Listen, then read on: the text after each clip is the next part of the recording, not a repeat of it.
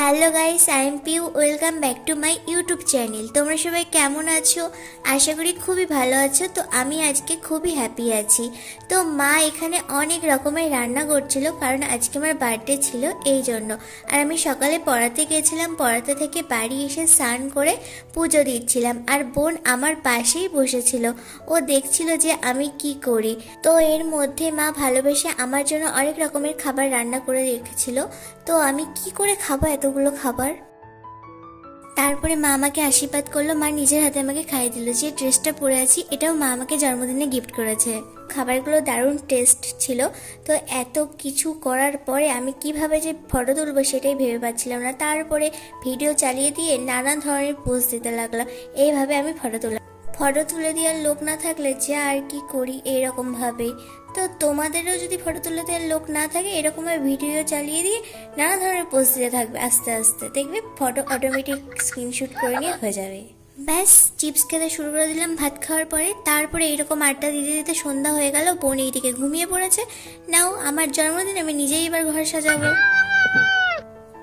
ওরে ওরে ওরে, পরের বছর এবার দেখছি বেলুন ফোলানোর পাইপটা কিনতেই হবে, নাহলে মুখ দিয়ে বেলুন ফুলিয়ে ফুলিয়ে আমার মুখটাই ব্যথা হয়ে গেছে। তো নাও, নিজের জন্মদিনে এতগুলো বেলুন আমাকে ফোলাতে হলো। সাব্বাস বেটা। নিজের জন্মদিনে নিজের মনের মতন করে ঘর সাজাতে খুবই ভালো লাগে আমার। কার কেমন লাগে জানি না, তবে আমার নিজের মনের মতন করে ঘর সাজাতে তো বেশ ভালো লাগে, তাও আমার নিজের জন্মদিনে। তো এইবার ছিল আমার 21 বছরের বার্থডে। তো খুবই মজা করেছি। তো পুরো ব্লগটা তোমরা দেখতে থাকো তারে। আর এই ছিল আমার বার্থডে কেক। তো আমি এখনো রেডি হইনি, শুধু ড্রেসটা পরেছি। এই ড্রেসটা আমাকে বাবা গিফট করেছে। তো আর বোন তো ঘুম থেকে উঠে ও তো অবাক। তো যাই হোক, তারপরে আমি রেডি হয়ে চলে এসেছি। তো এরই মধ্যে পাড়ার যত ছেলেপুলেদের আমি নিমন্ত্রণ করেছিলাম, তো সবাই এসে হাজির হয়ে গিয়েছিল। তো কয়েকজনকেই বলেছিলাম, বেশি কয়েকজনকে বলিনি। তার মধ্যে বোন তো চুরি পরানে ব্যস্ত ছিল। তারপরে আমার কেক কাটা হয়ে গেল।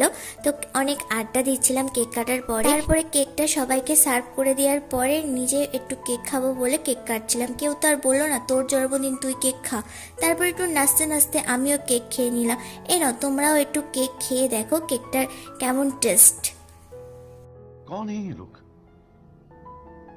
कहां से आते हैं? কেক কাটার পর্ব শেষ। তো ডিনারে ছিল ফ্রাইড রাইস, চিকেন, চাটনি, পাঁপড় আর মিষ্টি। তো সবাই মিলে খাওয়া দাওয়া করলাম, অনেক মজা করলাম, আর গিফটে অনেক চকলেটও পেয়েছিলাম। তো যাই হোক, এইটুকুই ছিল আজকের ভিডিওটি। তো ভিডিওটি ভালো লাগলে লাইক কমেন্ট শেয়ার করবে, সাবস্ক্রাইব করতে কিন্তু ভুলবে না। Tata, bye bye. সবাই ভালো থাকবে, সুস্থ থাকবে। দেখা হবে নতুন আরও একটি ভিডিওতে।